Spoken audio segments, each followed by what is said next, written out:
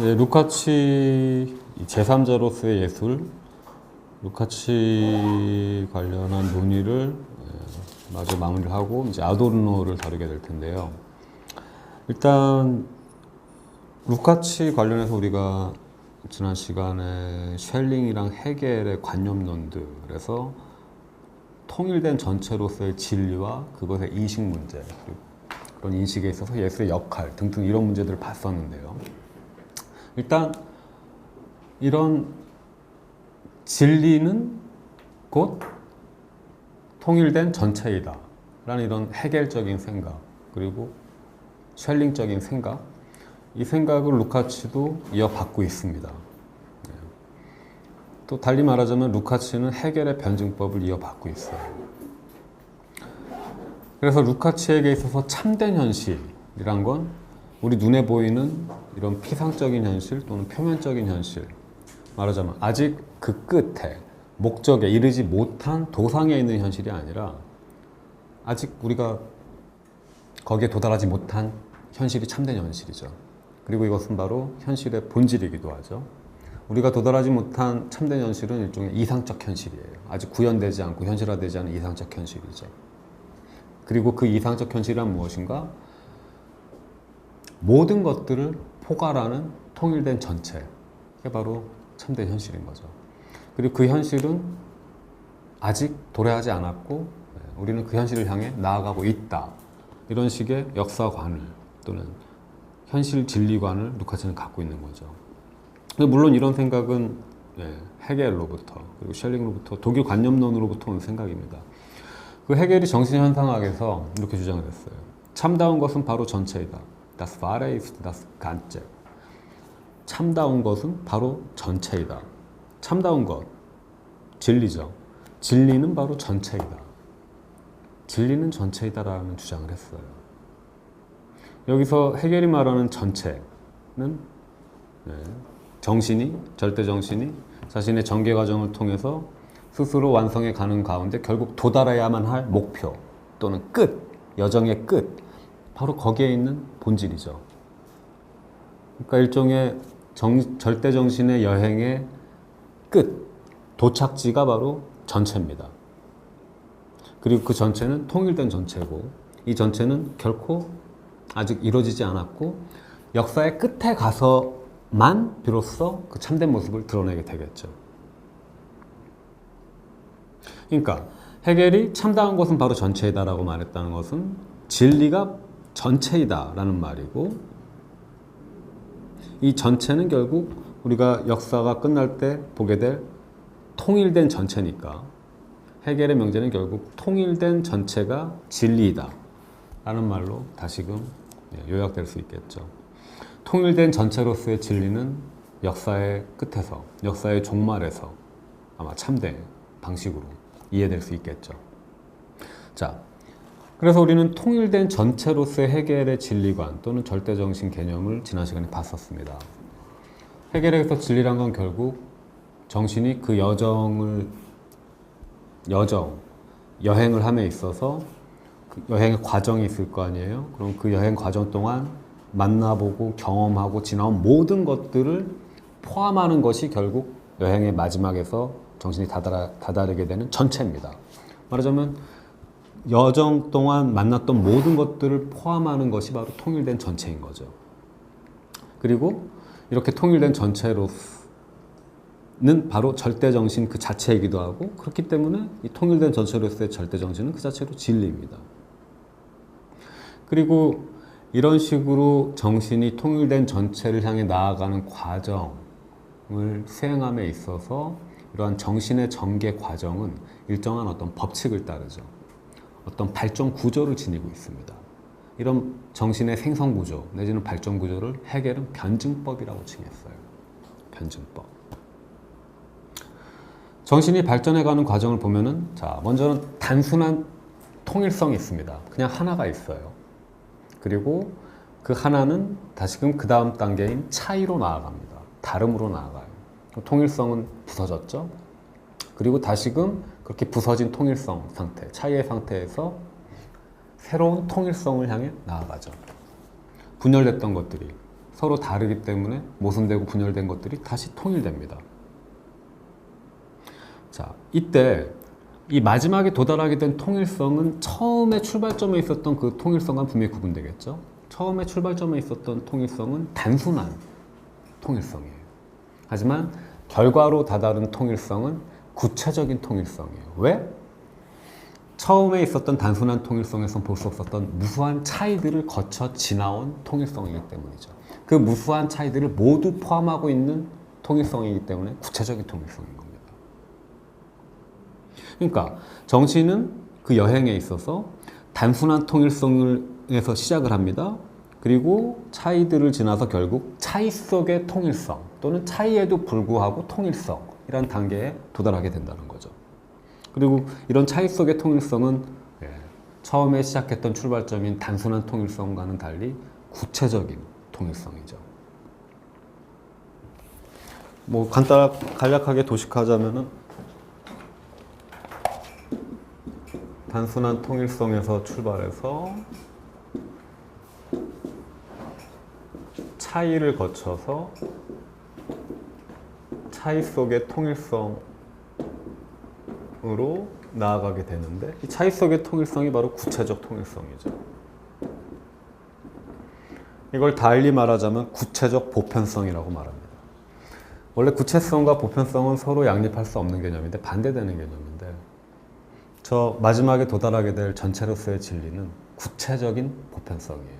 구체적인 동시에 통일된 것이고 통일된 동시에 개별자들을 다 담고 있는 거죠. 그리고 지난 시간에 우리가 봤듯이 저런 전개 과정, 통일성, 차이, 그리고 차이 속의 통일성 이런 전개 과정 속에서 정신이 발전하게 나아갈 때 이 정신의 발전은 두 가지의 서로 상반된 계기들 또는 운동들을 따라서 움직였죠. 그건 뭐냐면은 외면화와 내면화 또는 자기 양도와 자기 발견이었습니다.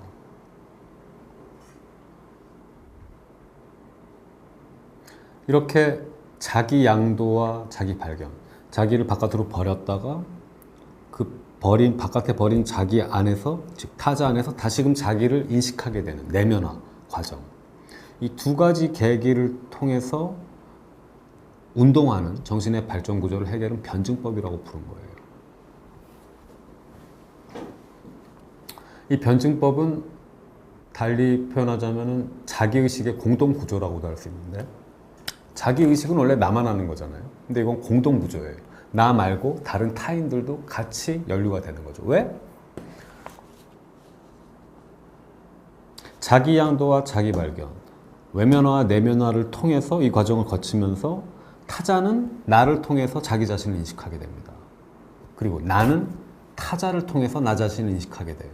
즉, 그 사람도 자기 인식을 하고 나도 자기 인식을 하는데 서로 다른 우리가 공통적인 과정 속에서 공통적인 어떤 논리를 또는 운동 법칙을 따라가고 있는 거죠. 사랑 안에서, 연인들 안에서 그 사람 안에서 내가 나를 알아보고 그 사람이 내 안에서 자기 자신을 알아보듯이 서로 다른 것들 안에서 자신들이 통일되어 있다는 사실을 알게 되죠. 이 삶의 과정에는 자기 양도와 자기 발견, 외면화와 내면화 이 두 가지 상반된 계기들 내지는 운동들이 작동하고 있고 이렇게 운동들이 작동하고 있는 어떤 구조를 또는 발전 구조를 해결은 변증법이라고 부르는 겁니다.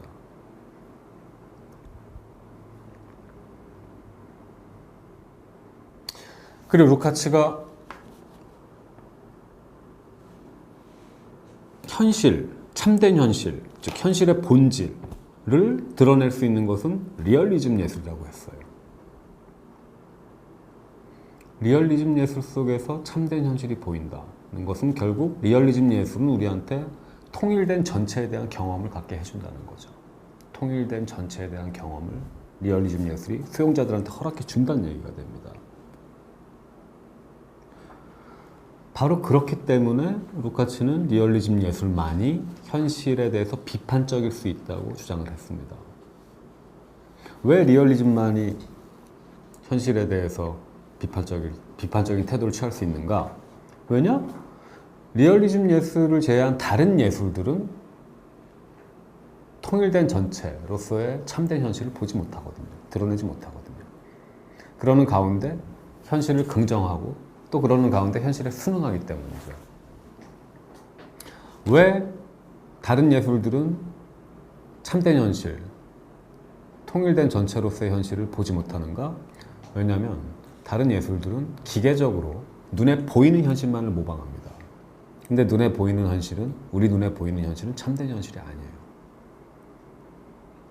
그것은 이데올로기적으로 조작된 현실이고 또 기울어진 관점을 통해서, 즉 사회 지배계급을 위해 만들어진 관점을 통해서 우리가 보고 그렇게 보여진 현실이거든요.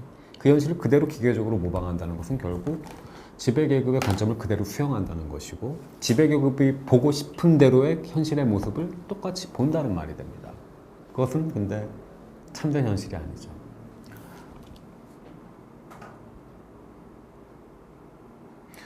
자연주의 얘기도 했었는데 자연주의는 과학적으로 현실을 모방하는 것, 자연과학자의 태도를 갖고서 현실을 중립적으로, 기계적으로 모방하는 것을 추구했습니다. 근데 루카치는 강조했죠.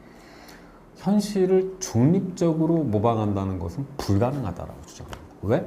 모든 상부구조, 모든 문화적인 것, 모든 인간의 정신활동은 예술이든 무엇이든 입장 설정일 수밖에 없어요.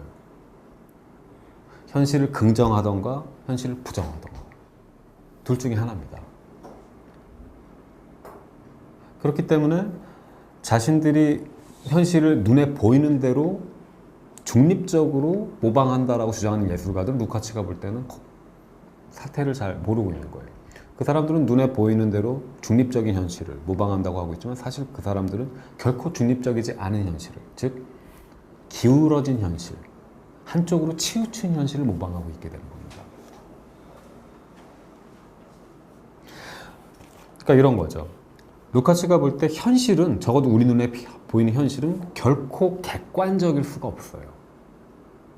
그러니까 사람들의 다양한 이해관계를 초월해서 중립적이고 의연한 어떤 그런 객관적인 형태를 현실은 띄울 수가 없어요. 왜?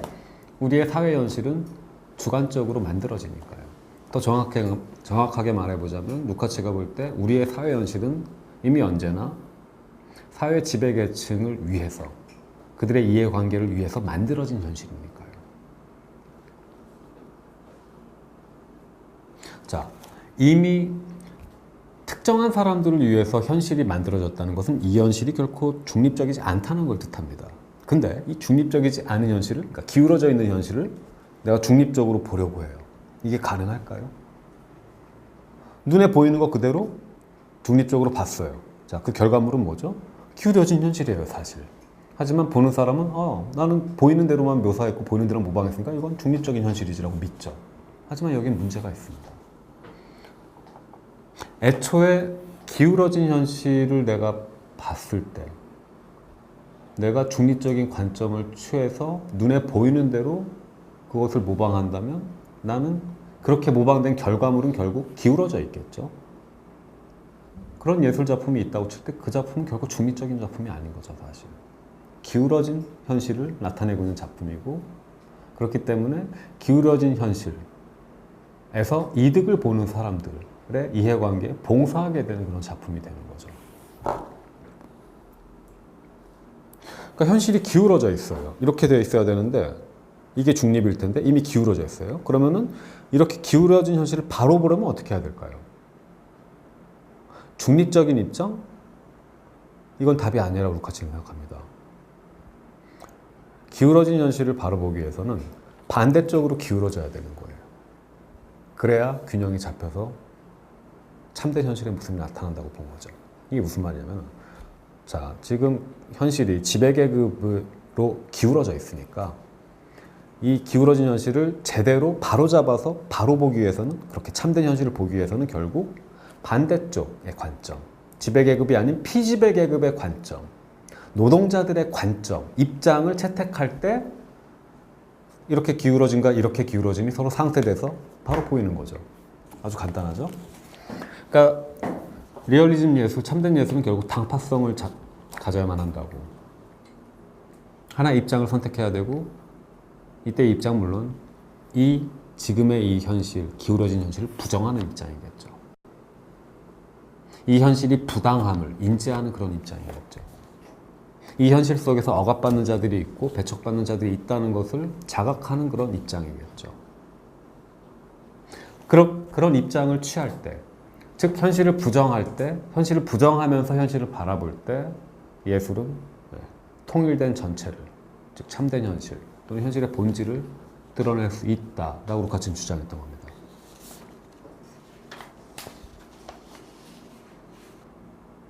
중요한 건 이거죠.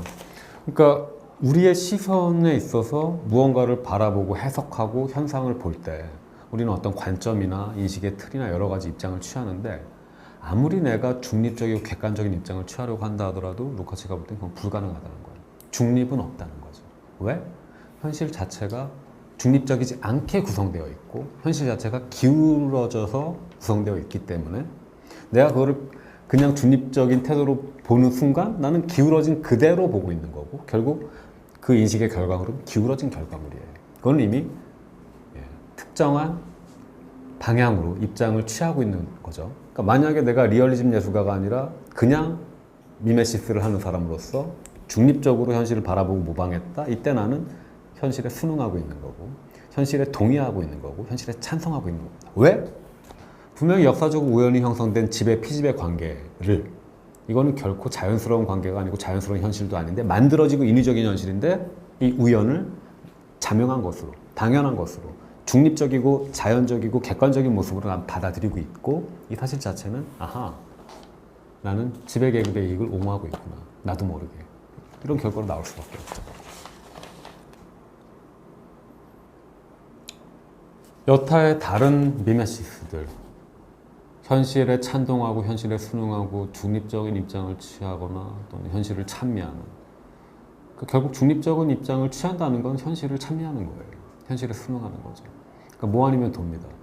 중립은 애초에 없기 때문에 현실에 반대하거나 아니면 현실에 찬성하거나 하지만 현실에 찬성할 수 있는 유일한 예술은 리얼리즘 예술 피지배 계급을 위한 관점을 채택한 예술이라고 같이 주장하는 거죠.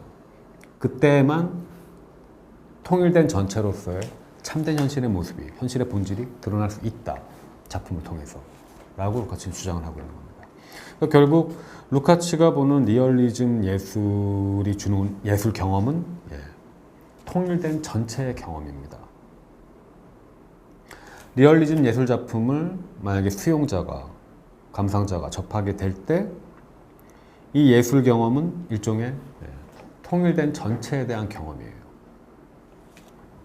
말하자면 아직 우리가 도달하지 못한 역사의 끝을 우리는 미리 경험하게 되는 거죠. 그 말은 현실에서는 지금의 이 현실에서는 노동자는 소외되어 있죠. 사회가 분열되어 있고요. 지배계급과 피지배계급으로 분열되어 있고 노동자는 자신의 노동의 산물로부터 소외되어 있는 가운데 자신의 노동의 산물들로 이루어진 이 세계가 자신한테 낯선 것으로 변했다는 것을 자기도 모르게 경험하고 있습니다. 이게 소외됐다, 물화되었다라고 표현할 수 있는 상황인데 이건 일상이죠. 하지만 이런 노동자가 만약에 리얼리즘 예술 작품을 감상하게 된다. 이때 루카치가 볼 땐 이런 거죠. 일종의 통일된 전체의 경험이 거기서 나타나게 됩니다. 현실은 분열되어 있지만 노동자는 리얼리즘 예술 작품을 감상하면서 미래에 올, 역사의 끝에 올 참된 현실 그러니까 모든 모순되고 분열된 것들이 하나로 모아진 그런 현실을 미리 경험하게 된다는 거죠.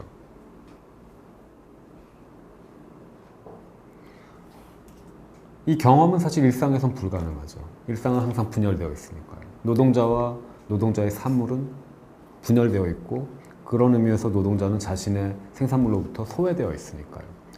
그 소외된 물건들과 상품들이 가득한 현실은 노동자에게 있어서 결국 낯설어진 현실이고 물화된 현실입니다. 자, 근데 예술 작품을 경험하면 그것이 참된 예술 작품, 리얼리즘 예술 작품이라면 노동자는 현실은 비록 이렇게 분열되어 있지만 적어도 그 예술 작품을 경험하는 동안만큼은 이 분열된 것들이 통일된 어떤 상태를 경험하게 됩니다. 전체를 엿보게 된다는 거예요. 그리고 더 중요한 게 있는데 이와 더불어 노동자는 전체적인 인간으로 거듭날 수 있습니다. 이제 그 문제를 논하게 될 텐데요. 그 문제를 들어가기 전에 잠깐 우리 예술의 자율성과 예술의 현실 참여, 이 문제, 이 두 가지를 조율하는 문제를 다시 생각을 해보죠. 우리가 해겔을 다루면서 예술의 자율성이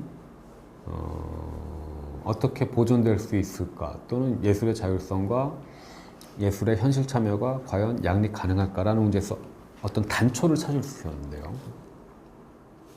일단 아까 그 변증법을 말했고, 변증법에 수반되는 자기의식의 공동구조를 말씀드렸었죠. 자기의식의 공동구조, 내 안에서 타자가 자기 자신을 인식하고 타자 안에서 내가 나 자신을 인식하는 이 자기의식의 공동구조, 요 변증법적인 문제를 예술 작품으로 그대로 옮겨서 해결하는 생각을 합니다. 자, 예술가는 전체 현실의 일부분이에요. 개별자로서 예술가는 전체 현실의 일부분입니다. 그러니까 예술가는 분명히 그 전체의 한 부분이고, 그렇기 때문에 전체로부터 분리가 될 수 없어요. 그리고 절대 정신은 나라는 개별자인 예술가, 즉 부분을 통해서 전체를 드러냅니다. 말하자면은 예술가가 무언가를 창조할 때, 해겔이 볼 때, 예술가가 무언가를 작품을 만들어낼 때, 이때 사실 부분이 작품을 만들고 있다기보다는 전체로서의 현실 자체가, 절대 정신 자체가 예술가를 통해서 자기 표현을 하고 있는 거예요. 그러니까 예술가가 마치 사랑을 할 때 내가 상대방을 사랑하는 게 아니라 단순히 초기 해겔에게 있어서 정신이 또는 자연적 유기체 전체, 세계 자체가 나를 통해서 사랑을 하고 있듯이, 예술가가 무언가를 창조한다는 것은 세계적인 활동이고 정신적인 활동입니다. 말하자면 전체가 예술가를 통해서 창조를 하고 있는 거예요.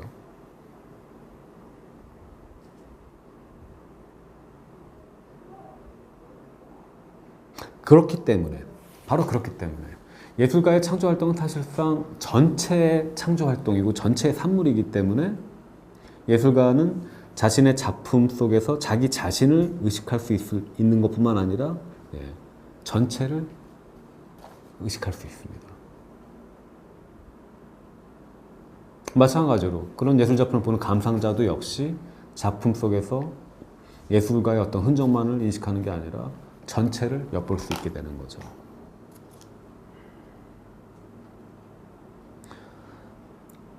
이렇게 예술의 자율성 문제가 해결됩니다. 해겔에게 있어서. 자, 예술가가 창조해낸 예술 작품은 예술가 혼자 한 게 아니에요. 부분이 만들어낸 게 아니라 사실 전체가 예술가라는 부분을 통해서 만들어낸 겁니다.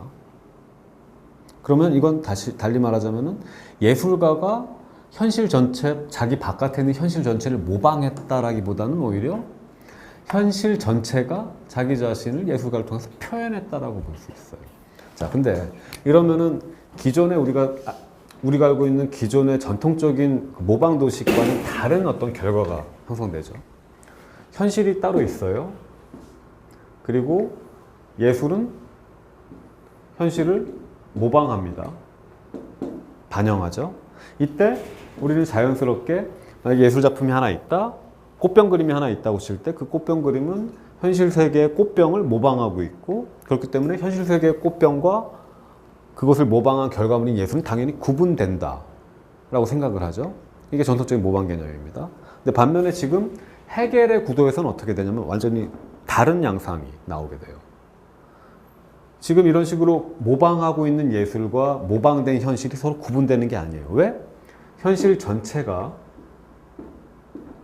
예술가 안에서 또는 예술 안에서 자신을 표현하고 있어요. 이 말은 이 예술 작품 바깥에 따로 현실이 있다? 이렇게 볼 수가 없는 겁니다. 그러니까 예술 작품이 바깥에 있는 현실을 지금 모방하고 있다? 아니에요. 예술 작품 안에서 현실 자체가 자기 자신을 표현하고 있어요. 그 말은 이제 만약에 예술이 모방이라면은 그것은 기존의 의미에서의 바깥을 모방하고 있는 그런 모방이 아니라 현실 전체가 자기 자신을 모방하고 있는 거고 결국 현실 안에 그 모방에 있는 겁니다. 현실과 따로 떨어져서 모방이 있는 것이 아니라 현실 안에 그 모방이, 현실 안에 그 예술이 있게 되는 거예요. 자, 이 구도에서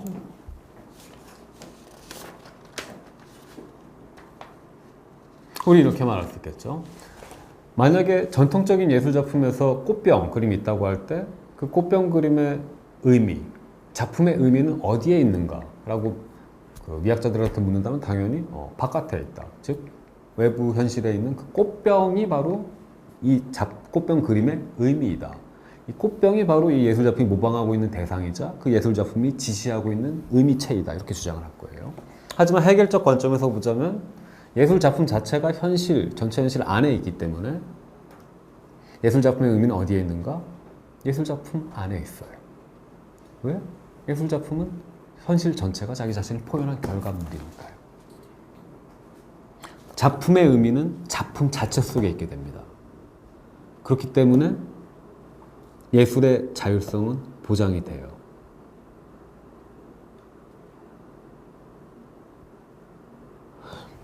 왜?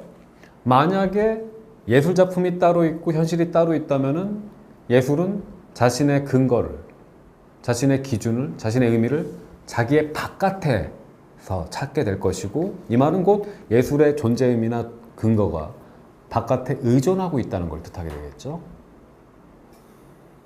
하지만 예술이 바깥을 모방하는 것이 아니라 오히려 바깥 그 자체라면 예술이 바깥이 예술을 통해서 자기를 표현하고 있고 결국 예술은 그 전체의 부분일 뿐이라면 예술은 이미 현실 전체와 같이 어우러져 있고 그때 예술은 자기 바깥에서 자기 근거를 두고 있는 게 아닙니다. 자기 안에서 자기 근거를 두게 돼요. 내가 예술 작품이고 현실 전체가 있다고 칠 때 우린 떨어져 있는 게 아니죠. 난 예술 작품인데 이렇게 말할 수 있어요. 내가 바로 너다. 현실 전체다. 현실 전체는 나한테 말하겠죠. 내가 바로 너다. 예술 작품 부분이다. 부분은 전체한테 나는 너다. 전체여. 라고 말할 수 있고 전체는 부분한테 나는 너다. 부분이여. 라고 말할 수 있는 거죠. 이 구도 안에서 예술은 어쨌거나 자기 바깥에 자신의 근거를 두지 않기 때문에 예술의 자율성은 보존됩니다. 보장이 돼요. 근데 이렇게 보니까 마찬가지로 우리를 괴롭혔던 문제, 예술의 자율성과 예술의 현실 참여 두 가지였죠. 이 두 가지 어떻게 조율하느냐, 양립 가능하게 하느냐. 현실 참여 문제도 해결이 됩니다. 왜? 만약에 예술이 현실과 분리되어 있고 예술이 현실 바깥에 있는 현실을 모방하고 있고 그것에 근거를 두고 있다고 할 때 예술은 현실 참여를 하는 순간 의존하게 되고 뭔가 다른 구도로 나아갈 것 같은데 해겔의 구도에서는 예술이 전체 현실 안에 있기 때문에 이미 예술은 현실에 참여하고 있어요. 또 그와 동시에 자신의 자율성도 거기서 보장받고 있죠. 왜? 바깥에 자신의 근거를 두는 게 아니니까. 하지만 또 동시에 현실에 참여하고 있습니다. 왜? 자기 바깥에 현실이 따로 있는 게 아닙니까? 자기는 이미 언제나 전체라는 현실 안에서 자리를 잡고 있으니까요. 루카치도 이런 식으로 현실의, 그러니까 예술의 자율성 문제와 예술의 현실 참여 문제를 조율하는 것으로 보입니다.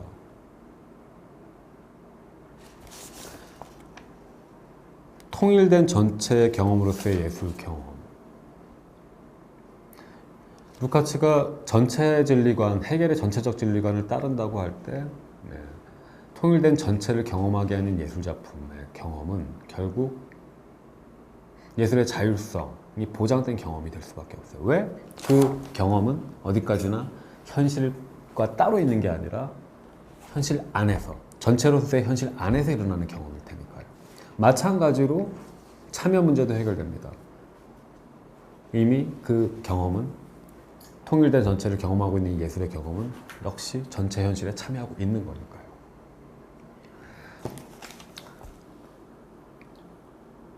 그리고 이런 구도에서 다시금 루카치는 예술 경험과 사회 변형 문제를 연결시킵니다.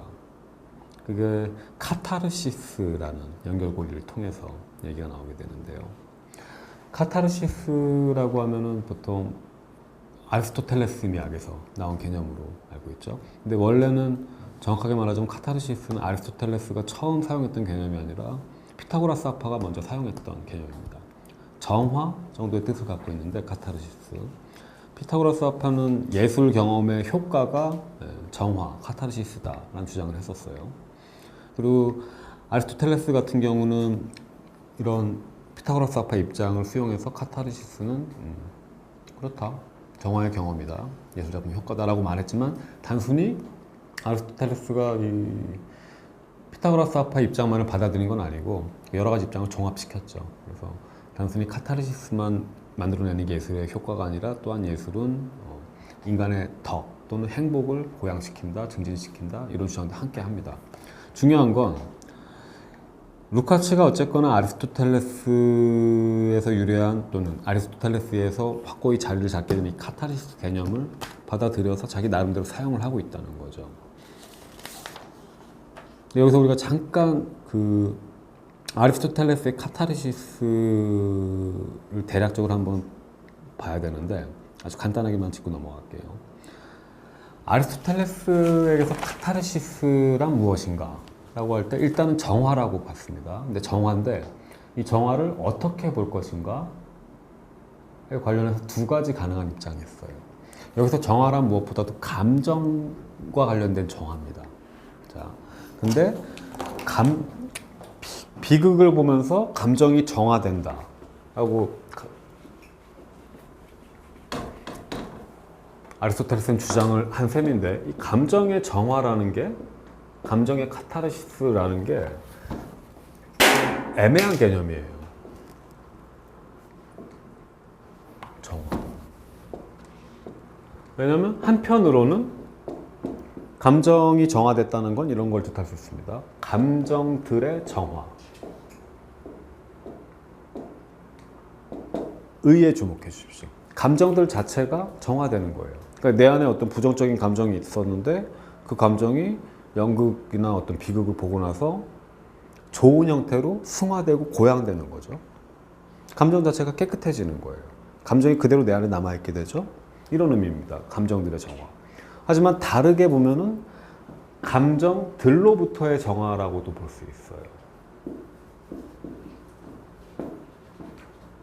감정들로부터의 정화. 감정들로부터 정화된다는 건 완전히 다른 방향이죠. 왜냐면 이건 곧 감정과 떨어지게 된다는 걸 뜻하는 거거든요.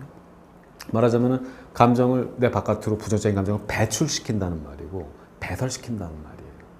이때 내 안에 감정을 남기는 게 문제가 아니라 내 바깥으로 감정을 빼버리는 게 문제가 되는 거거든요. 그러면 부정적인 감정들이 빠져나가고 나면 내 안에는 평화와 안식이 남겠죠. 이런 식으로 정화가 되죠. 완전히 다른 얘기죠.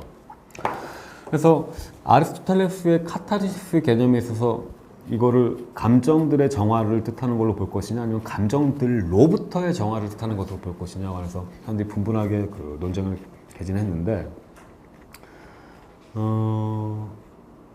일단 첫 번째 의미 감정들 자체가 깨끗해진다 뭐 이런 생각이 오랜 시간 동안 지지를 받아왔습니다. 주류 의견이었어요.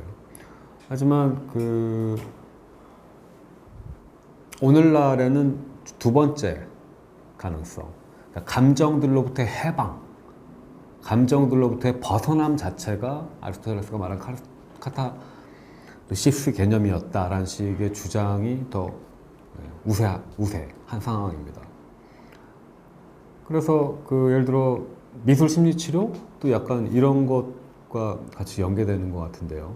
만약에 비극을 볼 때 관객들이 그러니까 예술을 통해서 감정 자체를 깨끗하게 만드는 게 아니라 감정의 과잉으로부터 불필요한 감정의 부정적인 과잉으로부터 벗어나는 게 문제라면 그래서 내적인 평화 또는 내적인 평안 상태에 도달하는 게 어떤 이런 미술 심리 치료의 목적이라고 할 때 잘 들어맞죠. 이런 카타르시스 두 번째 가능성으로 해석한 카타르시스 이론은 그런 예술 심리 치료 이론을 잘 지지해 줄 수 있는 것 같아요. 뭔가 부정적인 감정으로 팽배했고 막 넘쳐나서 힘든 상태인데 심리적으로 예술치를 통해서 이 부정적인 감정들이 해소되고 빠져나가고 그러면 편안한 상태에서 감정이 이완되고 마음이 편안해진다. 불필요한 과도한 흥분들이 사라진다. 그러면 깨끗하고 온전한 영혼의 상태에서 돌아가게 된다. 이렇게 볼 수 있겠죠. 자, 근데 그러니까 오늘날은 사실 저 두 번째 입장, 감정들로부터 해방이 그 카타르시스를 해석하는 주류 개념인데 루카치 같은 경우는 오히려 첫 번째 입장, 전통적인 입장을 옹호하는 것으로 보입니다. 왜 그런지 관해서는 한번 보도록 하죠.